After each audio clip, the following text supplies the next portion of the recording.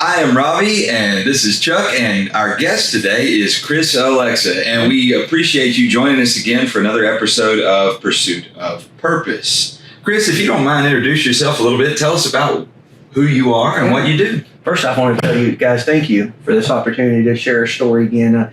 Anytime I get a chance to get out and get in front of a camera, in front of anybody, and talk about my past and what we've done in our life, it's a celebration to me, myself, and what we've done in our company. But hey, I'm Chris Olexa. I'm born and raised in Beaumont, Texas. I graduated from Central High, and I make a joke about this too. I graduated really 2 years late.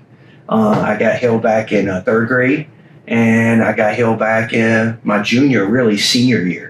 So, that's what built me also. But I'm married to a wonderful wife, Kimberly Olexa. I will definitely tell you need to put her on here too. So we look forward to that. Yeah, yes. She's got a great story too. Good. High school sweethearts. I always say this story. I knew Kim in junior high. She didn't know who I was at that time. She dated the quarterback. I was offensive lineman, so I got to tell you, I was a little bit bigger and back then. But we sat right beside in 8th grade in computer class, and when she'd walk into class, I was just always blown away. And to this day, she says, "I don't even remember you being in my class." But we were high school sweethearts. We started dating our sophomore year, and she's amazing. She's done a lot in her life, and she's an amazing woman. We have 4 kids, 2 at A&M. Both of our boys, and then a daughter will be graduating from Lumberton High School, who actually cheered with your daughter there. And then I have a 9-year-old Chapel, who was adopted in our life. There's a story behind that a little bit too, but I don't want to get too deep into that. But she's an amazing added to our family. Me and Kim own a company called ASPIRE2B Hospitality Group. That's the shirt, Aspire to Be More. That's our own brand. We own and operate 16 different restaurants, kind of over 6 different unique brands. We own Buffalo Wild Wings, Arby's, Mellow Mushroom, Rusty Taco. We do a new brand called Buffalo Wild Wings Go. If you haven't learned that, if you don't know what that is, I have a podcast on that. I have an episode on that one. But it's a wing stop. It's just like a wing stop, but a Buffalo Wild Wings in a smaller version, really cater to takeout and delivery. And super proud that we are an owner-operator of a Starbucks, too. Yeah. That's huge for us to add that brand to my Relatively brand. recent development. Recent development. Super excited about that. Starbucks is one of the biggest iconic companies in the world, and add that to it. But just signed a development agreement to do 15 more restaurants. So, yeah, and but always looking for what's next out there, man. That is exciting stuff. If you don't mind me asking, how did you find yourself in that position to become a franchisor or franchisee? Well, so it starts back when me and Kim started dating. She knew I struggled in high school, and she had her head on her shoulders. She was raised by her grandparents. She has a very unique story with that, and some of the aspects when me and her started dating, or we went out on our first date. She asked what church I attended.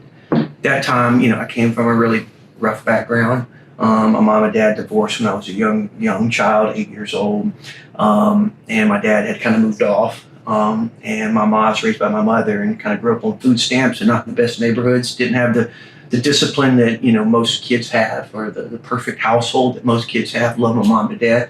It was a storm in my life that I use as a trophy. I didn't have curfew. But still, I wasn't a bad kid at that time, but I knew there was a God out there. I just didn't know who he really was or what he meant. Because one of the things Kim told me was, hey, for us to date, you got to go to church because my Southern Baptist grandmother's going to require it. And I said, deal, if I can date you, I'll go to any church. And that's what kind of started that. And Kim always saw a drive in me.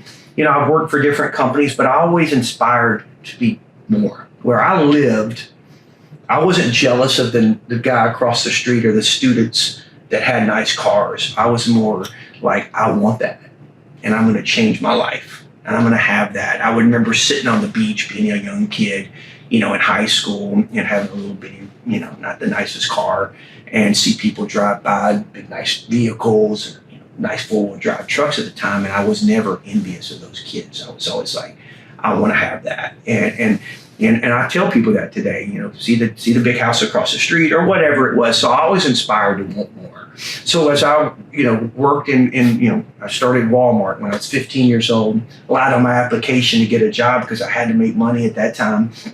And so I worked there for a couple of years, and went to be a bagger at a grocery store. But then I started at a furniture store, putting furniture together in the back. And I saw at that time my boss, he owned the business.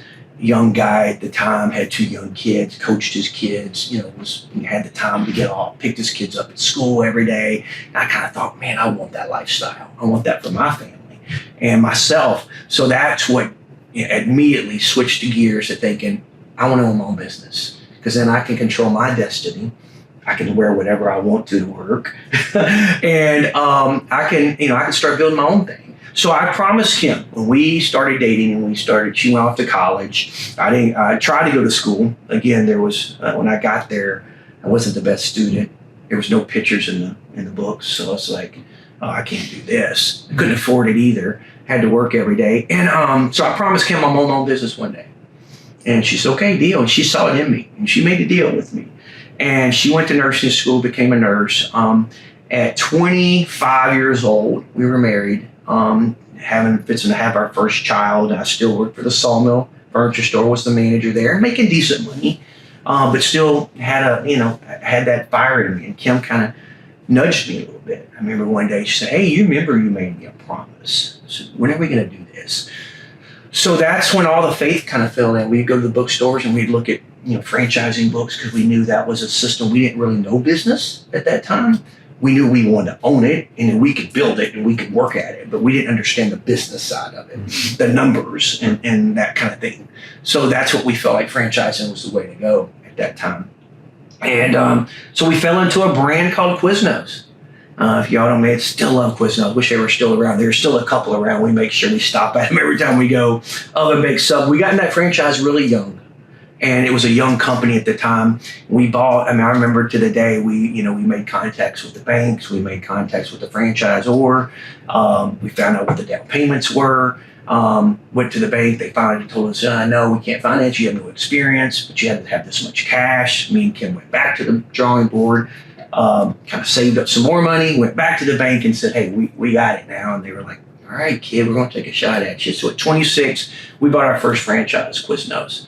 And that was the first thing for us, it's what kind of kicked us off.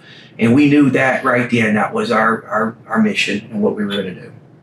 That's awesome. Yep. So about what age were you about when that happened, when the Quiznos adventure began? It started about 26 is when we bought our first franchise. Still very young. Very young. But at that time it was good though, because I was eager and I was hungry. And it doesn't matter your age. Age is, you could be 18 and buy your own franchise. Right. You could be 50 and buy your own franchise or buy your own business. I tell people, I don't let age control you or say you're too young or too old. It's just, you got to be ready to work. We expound a little bit on the hunger. Since age is not a factor, and I agree. Here we are, Rob and I, at around the 50 plus mark. And we're reinventing again. Speak for yourself. Yeah, speak for I know. I'm 52 now. They're youngsters, friends, but just they're coming along. But that hunger, expound on that a little bit. I love the concept of the appetite for success. Yeah, I don't. People ask me, do I sleep well at night? Yeah, I sleep pretty well. But my mind's always thinking, what's next? Yes. What's next? People said you should be happy with what you got. 16 restaurants. Yeah, it's pretty. Who says you're not happy? That's right. I'm just like, no, I'm never going to be happy. I don't think me and Kim talk about this all the time about when's the time to retire or sell out and just kind of enjoy a beach. That'll never happen to people. There's certain people in life that have that burn in them. And it's not just money, man. Yes. Yeah, money comes with that. We got to pay our bills and things, but also just what I enjoy the most and the hunger that's built in me to this day is changing people's lives. Nice. That's the difference for me. I live in a nice house. I work my tail off for it. There's a lot. My kids grew up. Go back to Quiznos. My older 2 boys grew up in the back of a Quiznos. We have pictures of them in a playpen. My wife, we actually opened our second. She quit her job being a nurse. She ran that store I ran one, she ran the other, and we were very competitive. Who was going to be the higher sales? But then this is the money sense. She's the CFO of our company. Her store was a little low volume, a little smaller volume than mine. Mine was a higher volume. But then she would say, but I'd still beat you by profit. Oh, nice. She ran better costs, ran better things. So that was we're still competitive that way. Yeah, in those markets. But I think healthy competition. I love it. It is. You got to have that. You got to have that in your life. And the coolest aspect of that is, I don't want to switch gears, but me and my wife have the best personal relationship, but we also have the best business relationship. When we go to work, I get in trouble by HR flirting with her a little bit, tell me how pretty she looks that day. But in the business side, she lets me do what I do well, and she does what she does well. But go back to competitive nature. When people have that in their life, and I see that with people if you go into it just to be rich, that's not good. But if you go in it to change, make a difference, and hopefully the money will come, and then you can make a difference with that. I love seeing people that work for us buy their first house. And there's a guy that works for him, and I'm going to make sure he watches because he gets embarrassed every time I know this. His name's Patrick. He's one of our kind of a director of operations a little bit.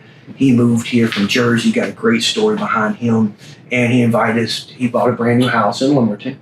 He invited us to his house, and me and Kim over because he was having a baby. It was the baby's first birthday or something. I can't remember exactly, but me and Kim went up there and I pulled up. I was like, holy smokes, this is a beautiful house. I mean, me and Kim grew up in a little bitty townhouse forever because we just kept, and it's like fourth buffaloes because we were comfortable and we knew we had to have money to make money. So we didn't have those nicer houses until later on in our life. But now to see the income he was making just was so gratifying to me. It was like, it made the world to me. And Kim, we walked out with the biggest smile. Gave you a moment of celebration. Man, it did. It's like, it's like changing other people's lives, Well, I'll tell you what, if Patrick would be willing, and if you hear this, Patrick, we'd like to invite him on. We'd like to talk to him. He's got a phenomenal story. Everybody in our company, it seems like they have a story.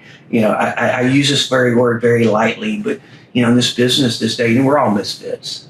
Everybody is. Right, and we're going to use that. The Christmas show, the land of the misfits, and my team is a mixture of all different people. And I don't look at college backgrounds. I look at the desire in their heart to make a difference and to change and work hard. Yes. And we all work hard. But when I interview people or people come in, it's the person that I want to hire is the person that gets off that chair, looks at me, and has the hunger that I have, and it says, "When do I start?" Wow. And that's some of the guys that work for me. Yes. Yeah. Yes, and I love that pay it forward type of story that you're telling. So much has come to me. Who am I to keep it? That's right. And then give it away. And so here these young people, I presume most of them are young people. They come in and they have no idea what's really coming their way. Yeah. But you seem to be able to see that in them, whether they can see it in themselves, but it comes out. It's just coming out of their pores. Yeah. And to take that and plug that into a system, if you will, call it a restaurant, call it a company, or what have you. Just all that is opportunity. It is. And it obviously you were given opportunity and you made a lot of opportunities for yourself. Can you speak to that a little bit? Was there Inspire, Aspire? Is there someone or something other than the cars on the beach that seemed to inspire or aspire you? People ask me that, like, is there one person inspired me? No, I guess, what inspired me the most was my wife. Yeah. With her background, is what she came from. And just the way she nourishes people around her.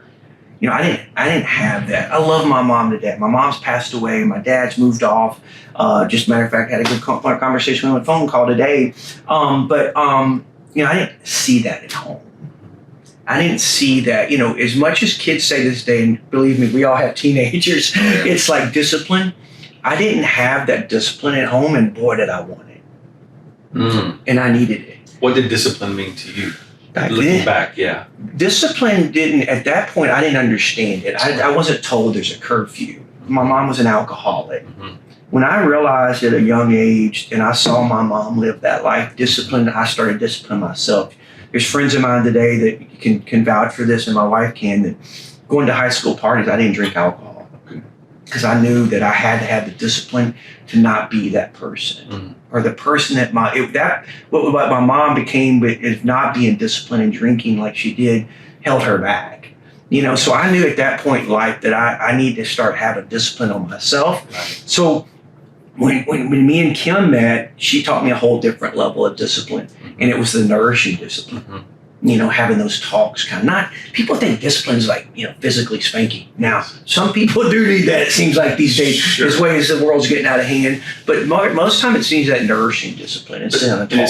And as you're speaking, it seems as though those are two different concepts of discipline. Some people see discipline as a response to a choice. Yeah. Some see it as a predecessor to a choice. That's right. So with discipline, and another word that we use that gets a little bit confused too is the word to be discriminate. Mhm. And so you obviously looked at your options and you were discriminate, like that's a healthy choice, that's an unhealthy choice. So that being said, if you, and I know obviously with your own shows and your other employees and things, you look for opportunities to influence folks to say, be a decisive person. That's right. Make decisions. So obviously at some point you realize good choice, bad choice. And maybe it was the consequential world you were living in, but maybe there was something a little bit more out there. I know if I'm going to channel this energy, I have to keep these confinements. Can you speak to that? The self-imposed confinements that seem to get the course going.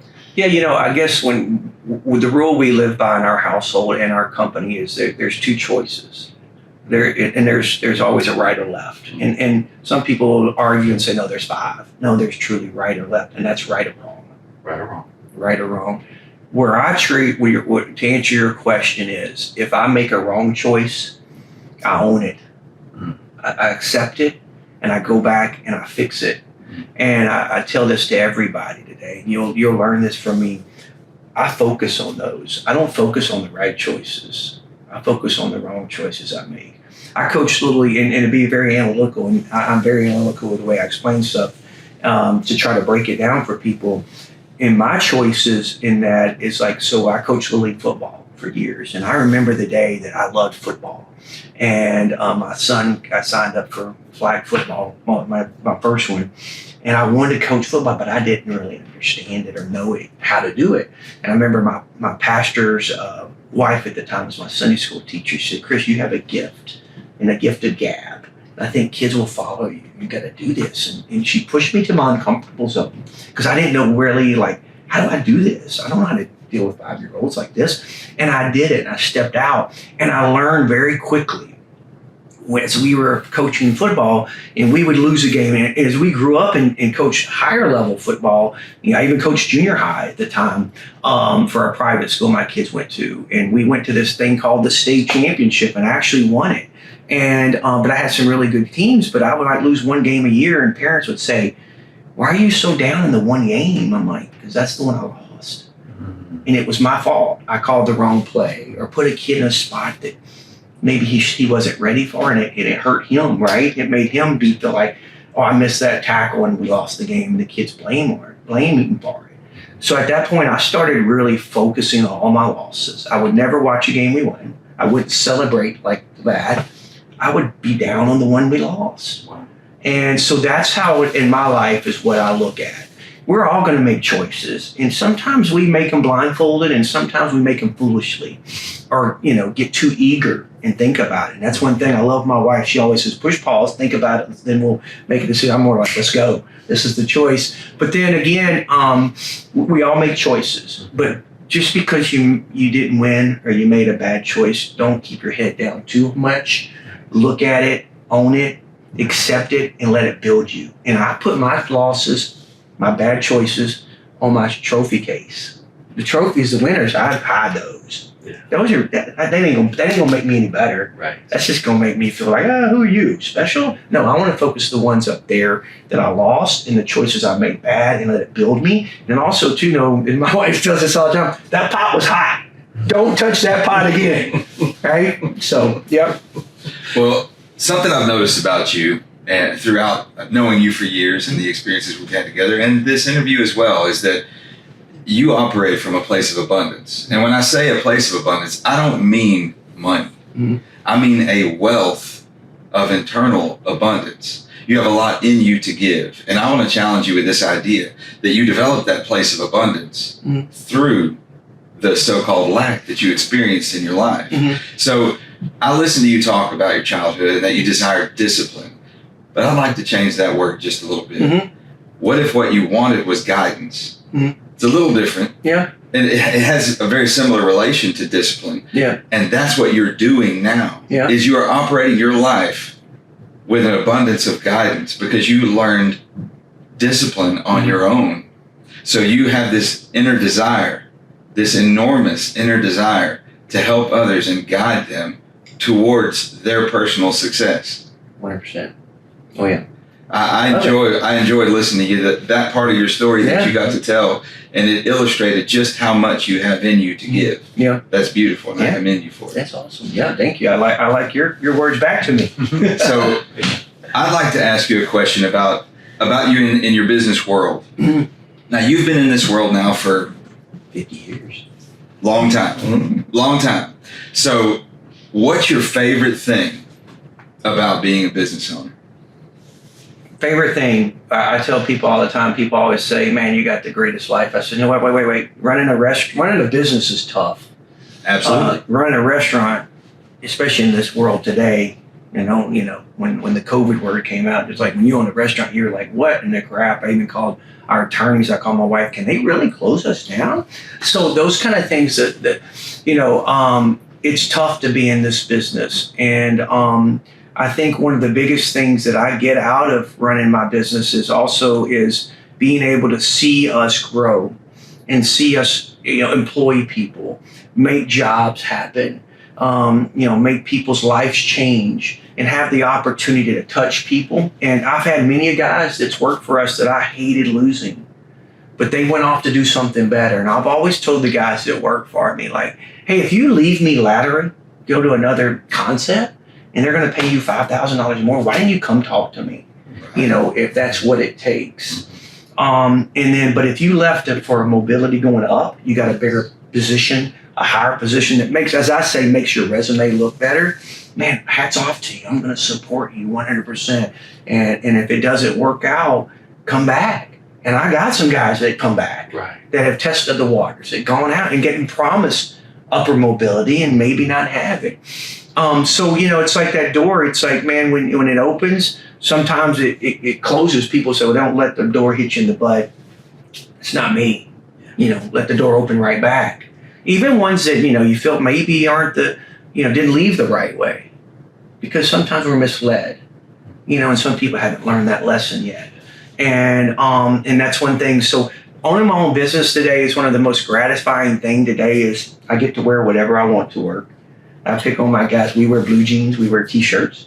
And my teams, I hired a new guy that works for me, Justin. He's our COO.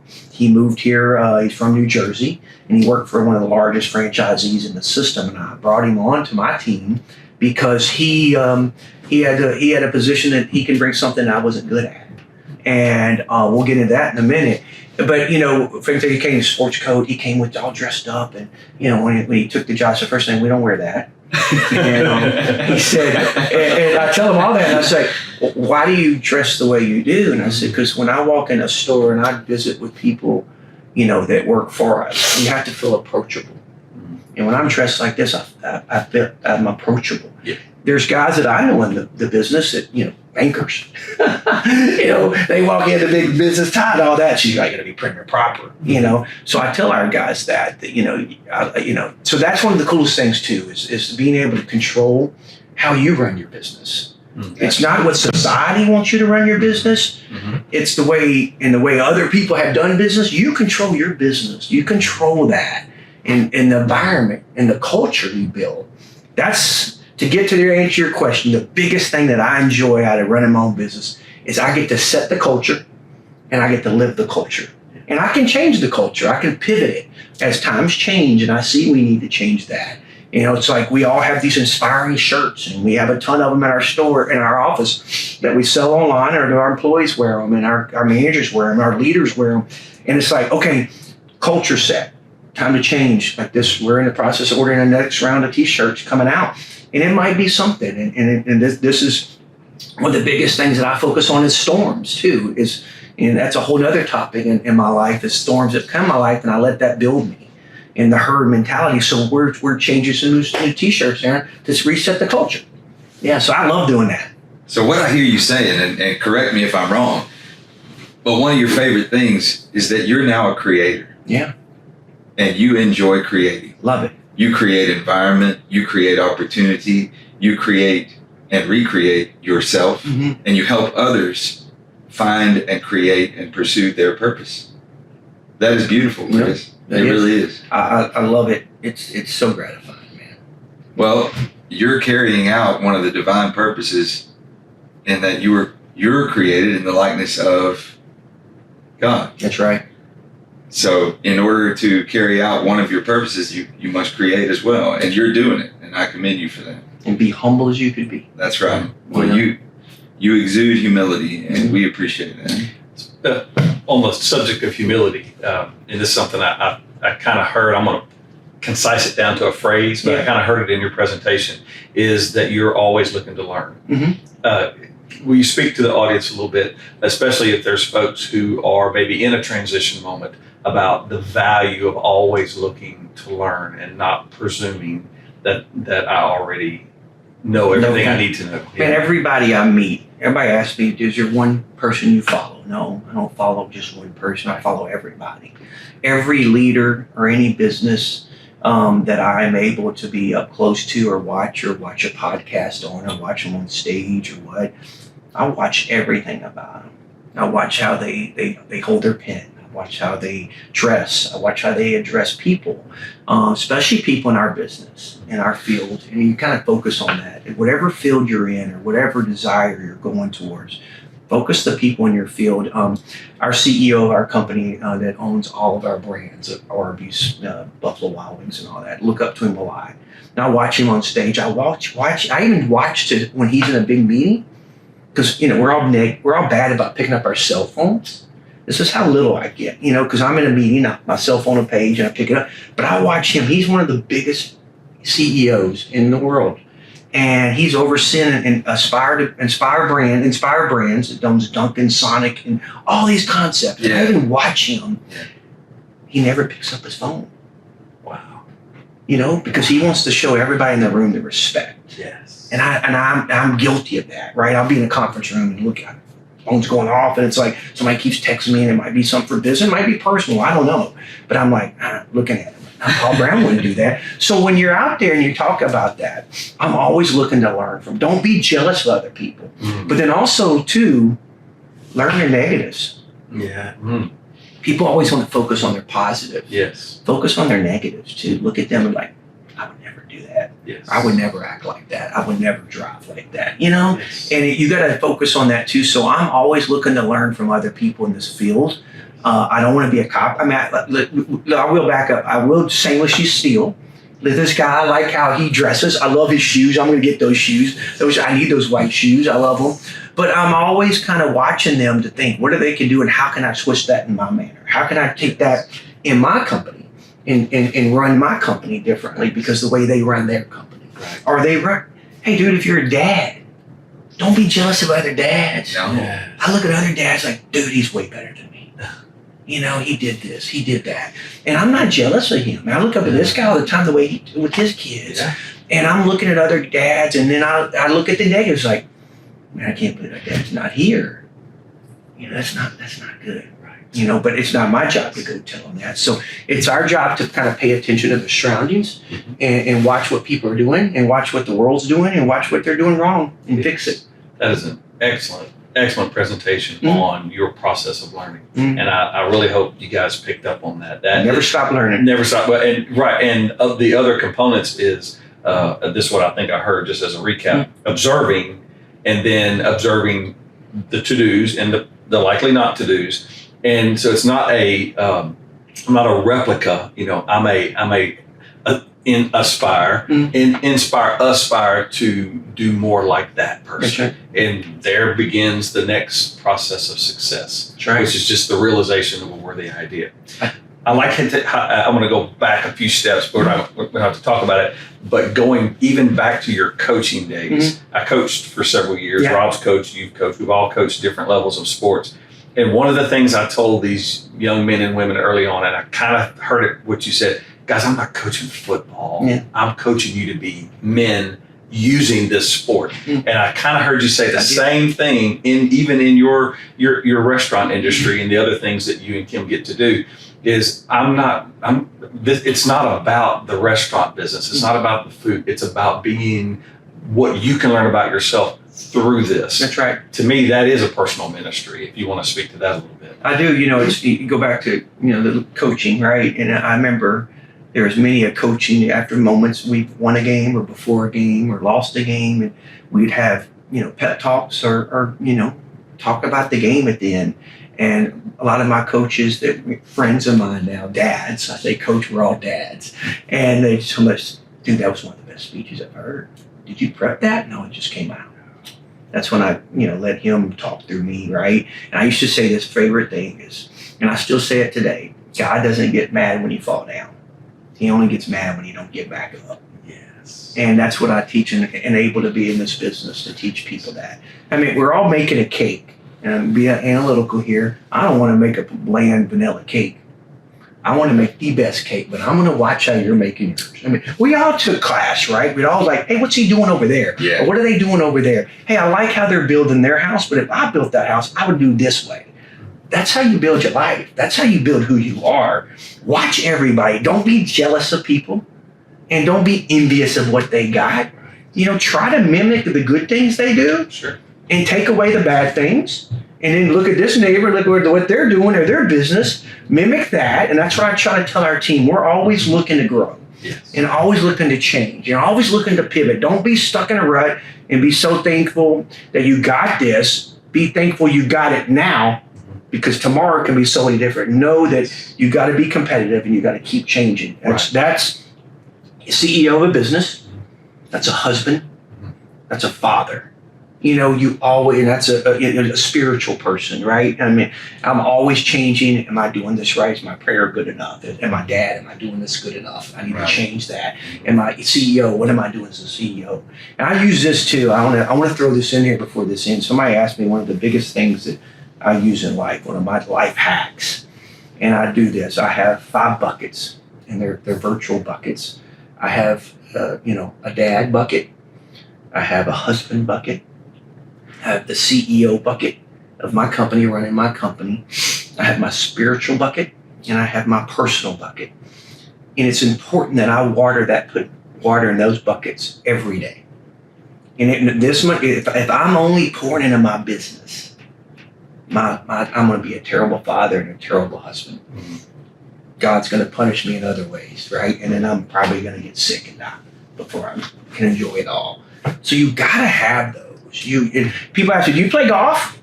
I like playing golf. I'm not good at it. If I was really good at it, I would be probably taken away from one of these buckets. Nice. Because I can only pour in that personal bucket just a little bit, right? And so you got to break it down. And some buckets need more. Mm-hmm. Some of your businesses are going to call a little bit more time at certain times of the year. Sometimes, the family's going to be a lot going on, a lot of busy. You got to pour in that bucket this week a little bit more. But you got to make sure you water them all. If not, that bucket's going to die. So seasonally speaking, some may require more at certain times. But that doesn't mean we should be neglecting the others. No. Such as if your business is requiring a lot at a certain time, it still doesn't mean I should completely take away from my personal. I have to keep reading, maybe even keep working out, or whatever the things I do to keep Chris going. That's right. When I was diagnosed with cancer, actually 2 times. The first time I was diagnosed was over 15 years ago, and I remember the time I was diagnosed. And we had a young family. Our company was really starting to really take off at that time, and my wife was so upset and scared. And I looked at her and I said, "Hey, don't worry about this." I said, I don't want you to treat me any differently, because I didn't want her to think that she had to pour all her love, time, and care into me, because then our kids would struggle. Our personal life would struggle. Our business life would struggle. So, that's where you got to focus on that. Yes, sometimes it needs a little bit more, but you better touch them all. Yes. If you don't, and that's could be, like I told her, go have your quiet time. And she does that. She does that in the morning still to this day, that she didn't have her own quiet time, her own spiritual time. She wouldn't be able to take care of me the way she did. Right. So you can't be selfish. I see people all the time like, I'm sick. Okay. But, your family needs their time. You need to still get well, hopefully get back to where you can be normal, but still you got to pour into your personal time, your spiritual time, and your family time. One of my favorite passages is the second of the greatest commandments, which is love your neighbor as you love yourself. And I often ask people, I said, read it backwards. What do you hear in that? Mm-hmm. And they still want to go with, love others, love others. I go, no, as you love who? I can't give you what I don't have. That's right. I can only give you what I do have. And it doesn't have to be a selfish ambition. It could be self-care. That's right. It could be my health. It could be my spiritual life or what have you. But the more that's developing, the more I have to put in the other 4 buckets. That's right. And I love that analogy. That is ideal. Yep. Well, I'm going to ask you a question. It's a super loaded question. It's only 3 words, but it's super loaded. But I want to commend you in that, from what I heard you just say, you take those 5 compartments, but you focus on one thing, mm-hmm. and that's balance. Mm-hmm. Oh, yeah. And you constantly keep that focus of balance. And so many of us, so oftentimes, we lose the balance because we focus on only the one thing. Mm-hmm. And I'm very proud of you, and I commend you for that. Mm-hmm. But my question is, are you successful? Successful. I feel like I am. And successful in the mindset that, the money is not the success part. I felt like I was a human being and society judged me already. And we didn't even get to that part where a long time ago when I really made the decision in life and I was not the best student again. And this is the changing moment. And this is how I judge my success right now. It's not the house I live in. It's not the perks that I get for living a hard, decent life. Is I was not the best student. I was not, and barely passed and failed twice. But I remember going to the principal's office at Central High School, and there was an incident that happened out there in the parking lot after a football game, and they called 5 students in because they wanted to know what happened. And I remember walking in the counselor's office, and they had a big conference table, and there, on the wall there was a chalkboard, and I read the headline. It's a dry erase board, and it's like 50 names. My name, of course, was like, up there somewhere, 20.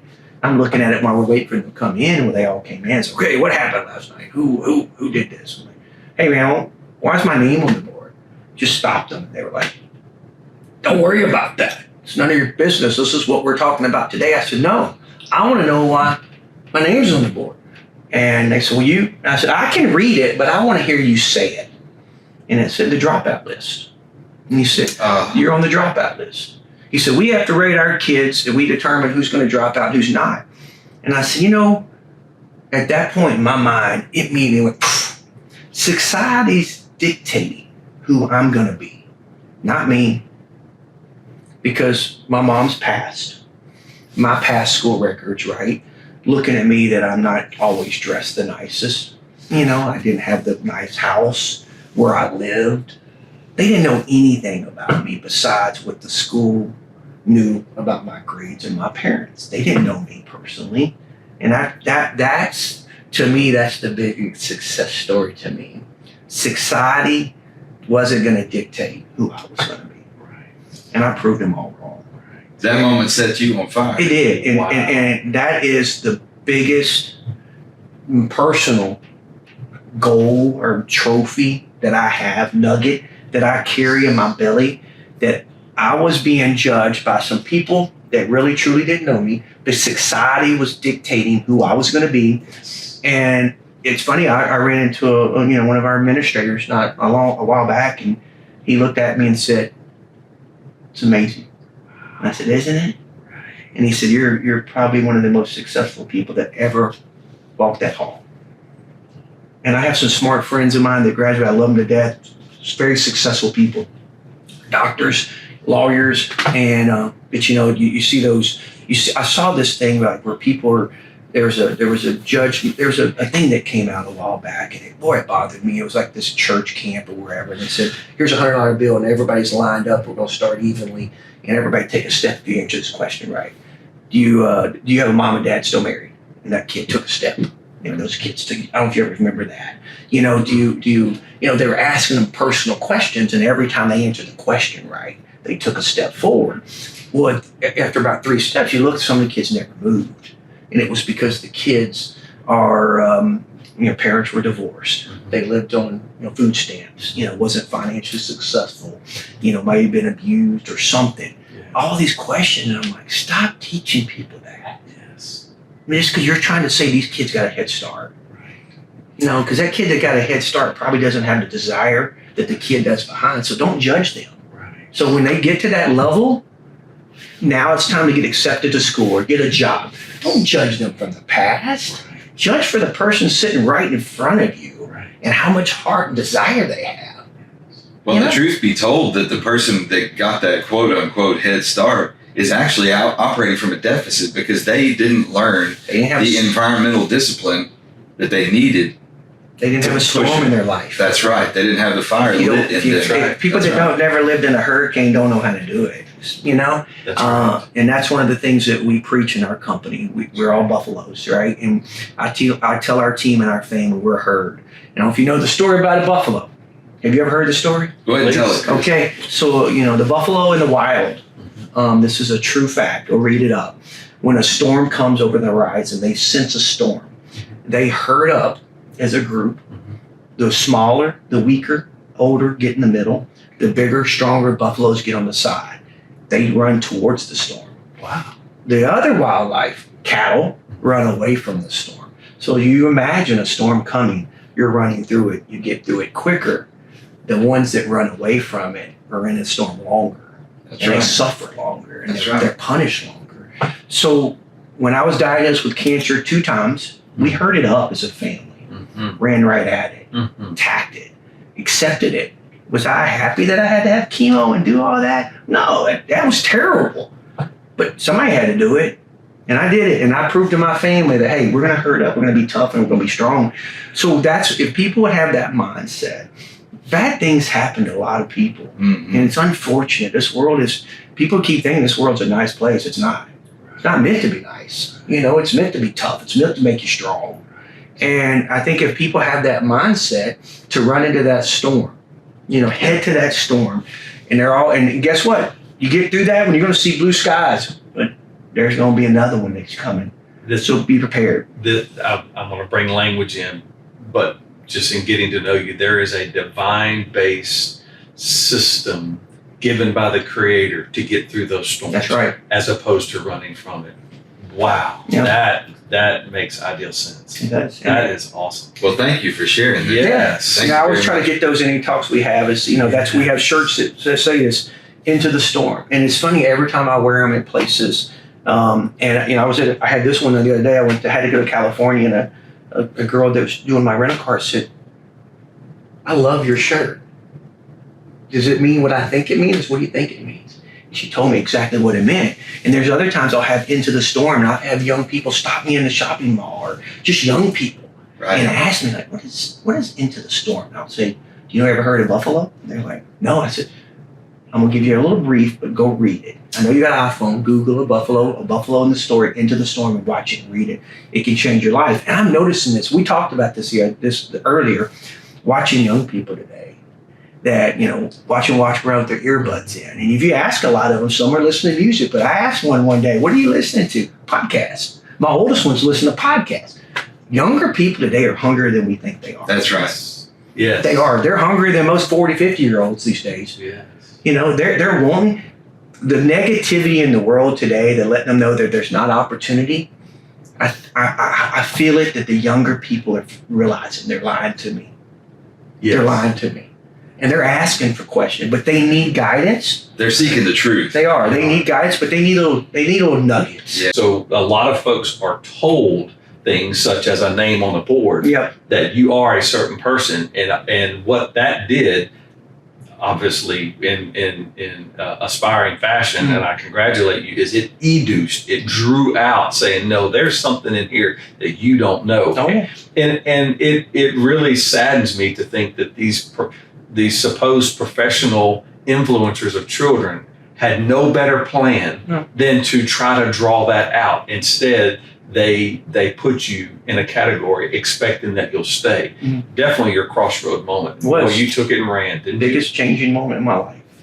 Yes. And it's one of those things that could have been a negative for me. Yes. I could have taken that and just been my life is over. Could have owned a defeated attitude. No, it poured rocket fuel on me, man. And that's what we need to do, man. We need to teach our youth today and teach all people. And I say youth, man, I don't care if you're 40, 50 years old and you got a burning desire, find the negative in your life and use that to drive you instead of anchoring you. Yes. Man, I tell you that. My wife, great story too, like that. Well, we look forward to talking. She has some great stories. We do. So, what do you fear, Chris? What do I fear? I've learned not to fear too much. I don't. You've been through a lot. I have. A lot of things that other people would be definitely afraid of. When I beat cancer the first time, it's like, oh, been there, done that. It's like everybody's gonna. You always heard somebody's gonna get sick once in your life. You're gonna get in a car wreck. You're gonna get this. So I thought, man, I got cancer one time, never have it again.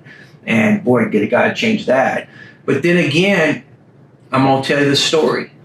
And I'm gonna try not to get emotional about this, because this last time I had cancer, I found out, about a year ago, and it changed me. It did, because the first time I beat it, I was in 30s. I went through chemo. I was physically fit at the time. Chemo, it's the worst thing ever. And if you're going out there, I pray for you and your family, because it's tough. It's mentally tough. It's physically tough. Your hair falling out. But I was strong and I went through it. Second time, it was a shock, because it was like, again, really? And there was a point in my life that I never see negative. I don't get fear things. There was a point that I got scared. Like, man, I got some young kids. My other two are in college. They're going to be good. They're doing great. My daughter, I still got to be here for her, because I was promised to protect my daughter till thick and thin. And I got a young one too that I promised a long time ago, 9 years ago, that we're going to take care of her. And I got scared, but then immediately, God wrapped his arms around me, and then he showed me his wisdom, what he did. And I'll tell you this: a year before I was diagnosed with bladder cancer, I sit in these big company meetings, man. Our office, and we go to these meetings, and Kim always picks on me because, I'm very busy. I'm all over the place. And she said, you got ADHD.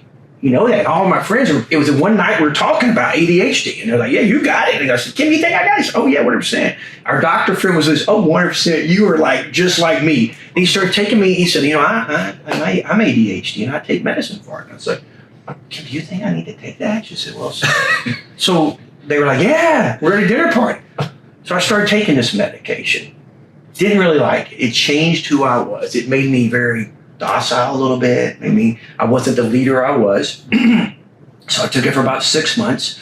And then I was actually flying in the helicopter. We have a helicopter that takes us to locations so we can visit all our stores. We love to visit our stores. And I was flying back, and I got a really sharp pain in the upper back. And the pilot was like, Chris, you okay? I said, man, I'm hurt, dude. I don't know. I think I got a kidney stone. And I've had one years back, so it felt like the same thing. Speed up, call my doctor, said, hey, he did an ultrasound the next morning, called me right back and said, hey, you don't have a kidney stone. He said, but it does look like you have a gallstone. And he said, I want to get that checked out with a CAT scan. I said, okay. He said, but hey, I think your pain's coming from you're constipated. I was like, constipated? I'm not constipated. He said, you're still taking your Adderall, whatever it was. I can't remember the medicine's name. And I said, yeah. He said, well, that causes constipation. Are you taking stuff to get? I said, really? He said, no. I said, come to think about it, I haven't. I think I might be. He goes, no, you are. I can see it in the CAT scan. And he said, you need to, fix that. And the pain will stop. So I did. He gave me something to help with that, and the pain went away. But I went to check my gallstone out.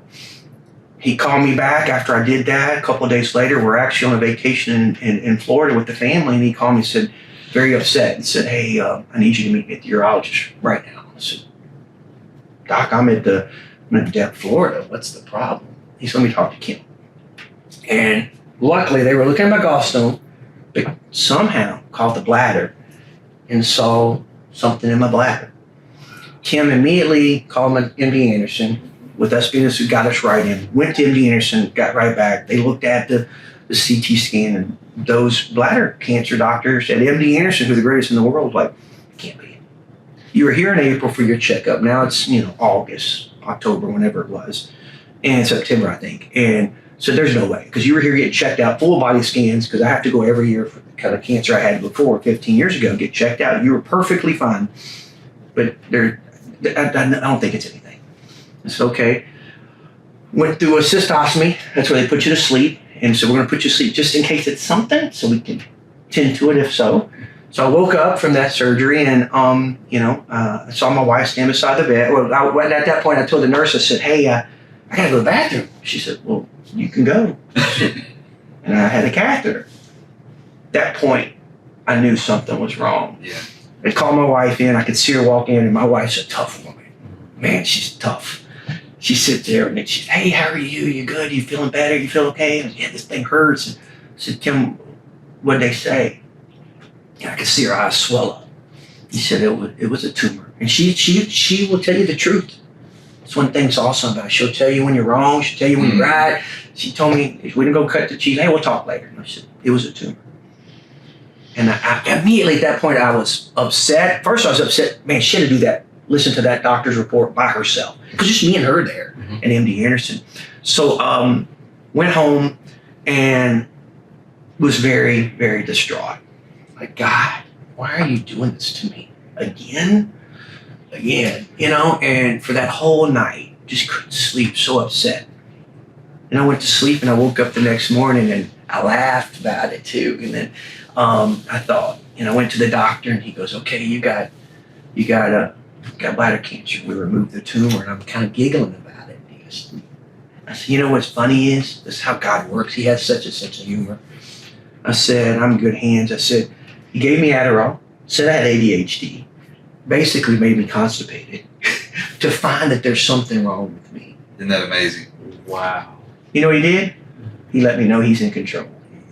He did it for you, not to you. Right. Yes. And there's a purpose by that. And I can tell my story to others. Yes. To men, listen to your body. When you feel something, it might not be what you think it is, so go figure it out. Right. So that immediately just flipped the switch, like, okay, so when I fear things, that was about the only thing I really feared. And now I know that he's in control.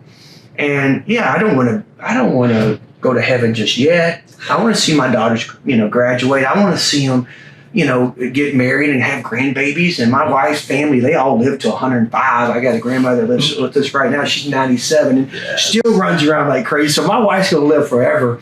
But if it does happen, I know I'm in good hands, and I know he'll take care of my family. Yes. Well, just like you said, I mean, we all want to go to heaven. Yeah. But none of us in a hurry to get there. That's right. No. That's right. No. Yeah. So that's something cool. Well, thank you for sharing that. Yeah. Chris. Yeah. That is an amazing story. Your testimony is very powerful. Yes. Very powerful. Well, to change gears just slightly, you've shared so much of your life with us, and we appreciate that. And you're a blessing to our community.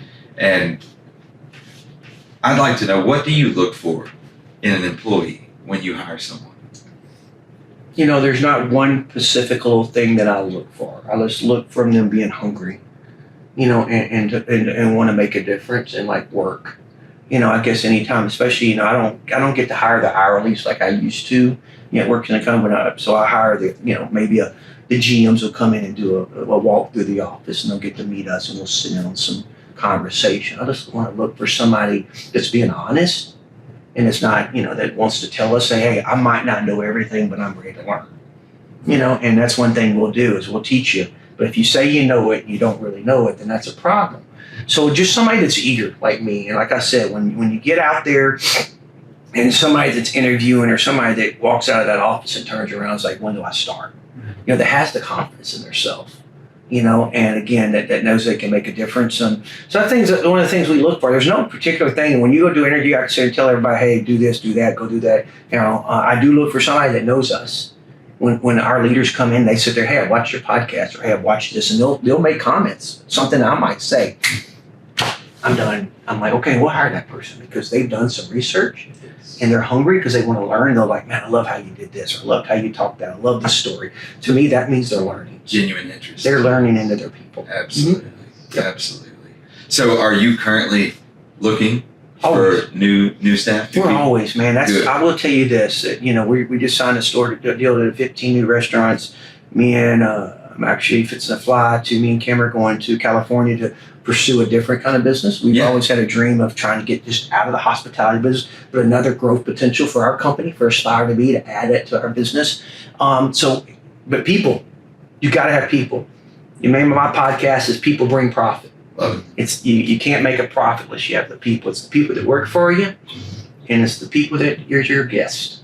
If you don't focus on those two people as the leaders, you're never going to make a profit. And I agree with you entirely. Yes. And what I'd like you to do now, if you're willing, if you want to, give yourself a shameless plug for any of our listeners out there who might be aspiring to become a part of your organization. Tell them how to do that. Man, how would they become a part of your team? You can go to ASPIRE2BHospitalityGroup.com. I think that's the website it is. You can, on our page there, it says it has all of our concepts. I mean, Starbucks, I think we're looking for great leaders there in Spring, Texas. So we're located from Houston all the way to West Monroe, Louisiana, North Louisiana, all the way to Covington, Lake Charles. We got stores all over. A lot of our growth is happening in Houston right now. Absolutely. But that's not, we're just looking to grow everywhere.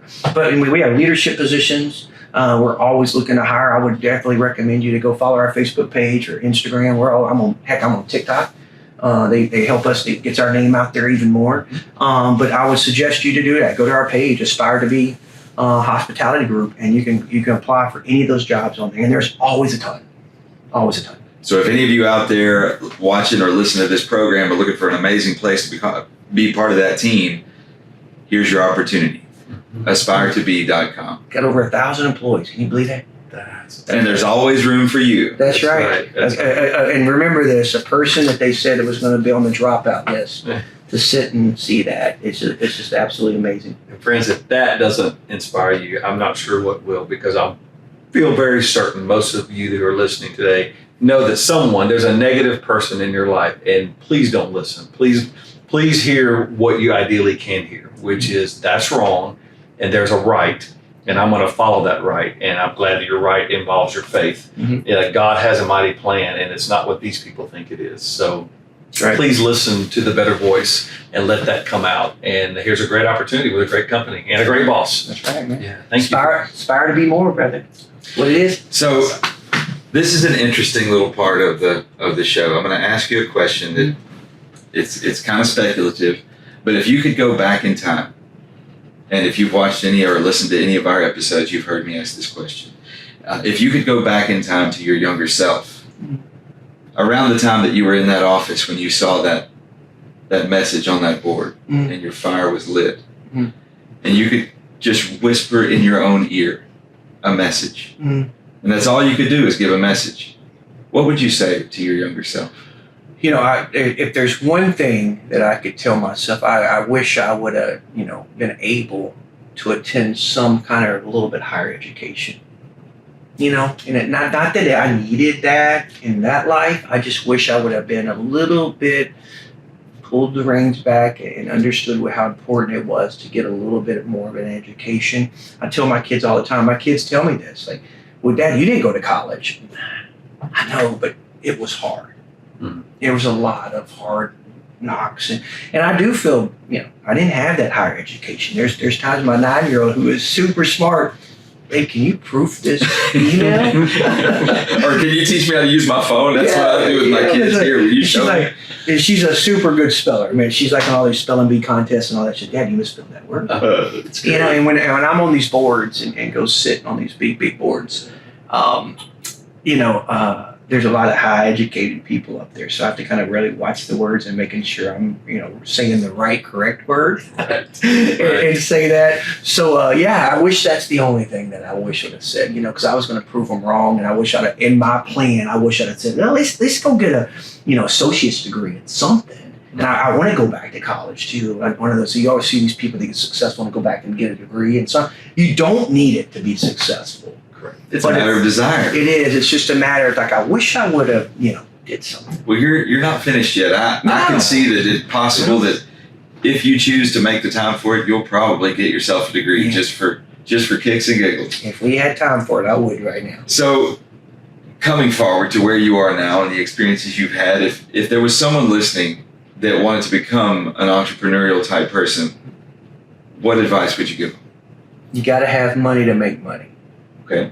You know, a lot of people don't know that. They don't put that in their plan, right? It's like the opportunities you never know are going to cross your bows. You know, like what, and if somebody says, hey, I always tell this guy that, like, what if Apple, the guy that, owns, or let's say the Tesla guy, because he owns his company, right? Because he's saying, I'm going to give you an opportunity to buy my stock, get $10 on the stock, and it's worth $400. And you only had $10. You just messed yourself up. But if you would have saved a little bit of money, these kids these days, just get their money and then spend it. Save your money. Yeah, $1,000 is still a good amount. Then $2,000, $4,000, or what? Opportunities are always going to come across. And if you really truly have a desire of owning your own business and being an entrepreneur, doing something like that, you got to have money to make money. And so it needs to start at a younger age. And we did that. Me and my wife saved money from the day we got together, because we knew we were going to own our business. We put money away. We had that opportunity. When that bank told us, hey, you need $40,000 down to get this loan to do your first Quiznos, even though it's an SBA loan, well, you got to have it. If you don't have it, it's hard to go ask mom and dad for it or borrow it, because the banks don't want you to do that. So if you have that desire to do that, make sure you put some money away. So develop a self-discipline of saving a little bit of money. Yeah. That's good. Yeah. I'm on this, I listen to these calls all the time too, different concepts out there. And there's people like, man, and they're talking to the CEO of the company and they want to buy into this franchise. And they're like, man, if I only had the money, I would buy it. If there's an investor on this phone that wants to invest me, I'm looking at this guy's like, dude, you're 30 something years old and there's an opportunity right now and you don't even have enough money to go, put down on this. You should have been saving, because you had the desire to want it, but you didn't have the desire to save for it. So I think that's where people mess up at being that. And understand, entrepreneur word is the hardest word in the world. I feel people think it's the most sexiest word in the world. Everybody wants to be an entrepreneur. It is the hardest. And I feel like, and I was told this the other day, I actually had a podcast with Gary Vee, who we look up to a lot, and he was a guest on our show. And I tell people, I'm not truly an entrepreneur. I'm a franchisee. Entrepreneurs really go out and do their thing, set their own thing. And I have that desire. Me and Kim want to do that. I'm going to argue with you on that a little bit. You are an entrepreneur. Yeah, well, you may not. I have an entrepreneur spirit. You do. We have the spirit because we want to desire and own our own thing. But so understand that's the hardest word in the world, the job in the world to do. But it doesn't say you can't do it. I mean, if you're ready to put the work in, right. It's the most gratifying thing in the world too. Two words I just took from that were want and then the discipline. Mm-hmm. And I like the idea. And if you are an aspiring person out there with some type of idea, this is kind of one of the things I heard. If you could put a dollar amount, like they said, you need $40,000. Okay, now you and Kim had a goal, and whether it's nickels and dimes and $5 bills, we were going to get to that goal. Yeah. And once we had that, we brought that back and said, all right, we're here. Yeah. And then, you did your part. Now we have to do ours. And I believe that's kind of how God's universe works. He wants us to bring a desire. He tells us all the time, tell me the desires of your heart, and then put the discipline in place to bring your part, and he's going to grab it and run with it. I have a young man, and I get these all the time, and if you're listening to this, go look me up on Facebook and reach out to me. I'll have coffee with you any time of the day. Let's go and let's sit down and talk. I'd like people, we're going to do lunch. No, I don't do lunch. I'm busy. I'm in the restaurant business, and that's my personal time because 11 to 12 to 1 is my workout time. It's my time to try to keep my body healthy. But I I had a young man reach out to me just on the phone just a week ago, and I picked on my daughter. I said, do you know this guy? She said, yeah. I said, he called so-and-so, wanted your phone number. And I think he's 20, 19, can't remember exactly age, but he wants to sit on a visit and learn from me and being an entrepreneur. And that's happened multiple times. I've sat down with people, young people. That's why I still have I see good things coming with the young people today. It's like, but my first comment to him was, this is your desire. This is what you want. Right. You got to have some money. So work your tail off. Don't go buy all them four-wheelers and them fancy trucks and them wheels and tires and them neon lights going and speakers. Have fun. Live life. But take half that paycheck and put it away. Put it away. Put it away. And you own it. Because when that opportunity, if that's truly what you want to do, own your own business, being an entrepreneur, you got to have a little bit of money. And so I love that advice. Beautiful advice. When I said that I wanted it, I'm going to get it. Get We tell our 9-year-old, hey, so people say it's negative to have wealth. Wealthy people are looked upon sometimes kind of negative. And my daughter was, and my wife might say this because this is her speech. We were in bed one night. She was watching Nickelodeon, and the show was on there, and it's about like not having things and why do you need that Escalade? It was a cartoon saying, why do you need that Escalade? You should buy a cheaper car and give that money away. And my wife and my daughter are sitting there watching, who's super smart, Chapel, and she said, Chapel, don't ever listen to that. She said, I want you to have 2 Escalades. That's right. I want you to have 3 Escalades, because when you have 2 or 3 or 1, you can do so much more. You can help that buy somebody's groceries when you walk in the store. Right. You can help that needy family that lost the house in the fire. You can go help that. You can help the orphanage that needs money. That's exactly right. So the more you have in success and wealth that you can afford, you can give a lot more back. Yes. So we tell our kids, go buy it, go get it, but give some back. Yes. So yes. Yeah. We have this concept that level of have is almost like a one-off, and that's not true. It's a system to get to that level, but the system's not going to go away. No. So if I have and I share generously, the system's going to resupply it. Yeah. That's already been developed. But people have this concept of rich in there, and that's not true. That's not how it works. We've said this in many of our reels or podcast moments about the Escalade, and you'd be surprised the negative comments that we pick on it. User 551210 makes a comment on it, and I go back and if you're making comments on my stuff negative, especially, I'm looking at you, and I go back and look. It's like, what have you done? What have you given away? Exactly, and that's how the contrast is. The have-nots. If you choose to be a have-not, and it is a choice. Yeah. If you choose to stay in that place, you don't have the ability to help anyone else. That's right. If you aspire to be more and become more, then you have the ability to help more because you operate from a place of abundance. So the more cars you can buy, that's even more you can give away. That's exactly right. So work hard for them. Work hard. Go get more. That's it. Well, Chris, this is going to wrap us up. Is there anything that you'd like to add as we close? No, man. I just I appreciate this opportunity to share our story. People don't really know the truth. I say the truth. They don't know my whole story. Yeah. And I think as much as I can get it out, I feel like that's God's, why he gave me cancer, why he did this stuff to me.